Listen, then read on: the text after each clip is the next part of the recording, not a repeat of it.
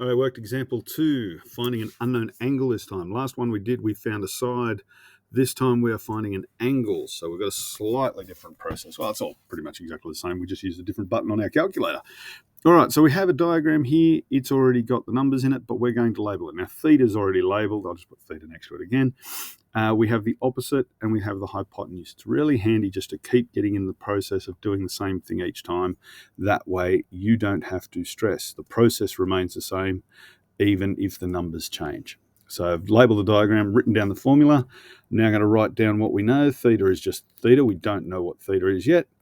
Opposite is 13. Hypotenuse is 22. We're now going to substitute in. So we've got sine of theta equals 13 over 22. So now we've got another process. We're going to use what we call the inverse of sine. So when we do maths, every operation we do has an inverse or something that undoes it. So if you add and you want to undo that, you subtract. If you multiply and want to undo that, you divide. So it's the same as we do when we're solving any equation. So what we want to do here is we want to do the inverse of sine. So basically we're trying to get theta on its own. So theta. So how do we undo sine? Well, we've got a button on our calculator, which is you are going to hit the shift button and then hit the sine button, and it will give you this inverse. So the sign with the -1 as an indice or a power. So that's the inverse of sine. So that's what we're going to hit. And we do that every time we're trying to find an angle. We use this one.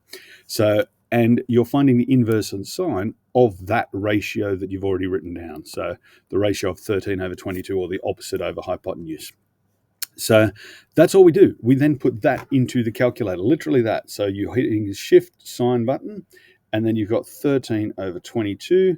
Make sure on your calculator that you close your bracket. It's a really good habit to get into, closing your bracket, because sometimes it will work, sometimes it won't, especially if you're using fractions. And then we get theta equals 36.22, 15, blah, blah, blah, blah, blah. But it does say to do it to the nearest minute.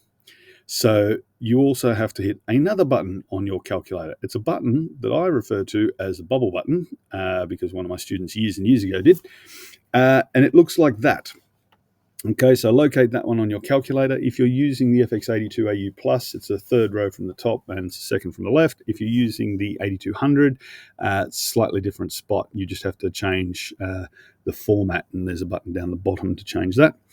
But once you press that, it will give it to you as 36 degrees, 13 minutes, 17.57 seconds, and I'll just do that and because it keeps going on forever.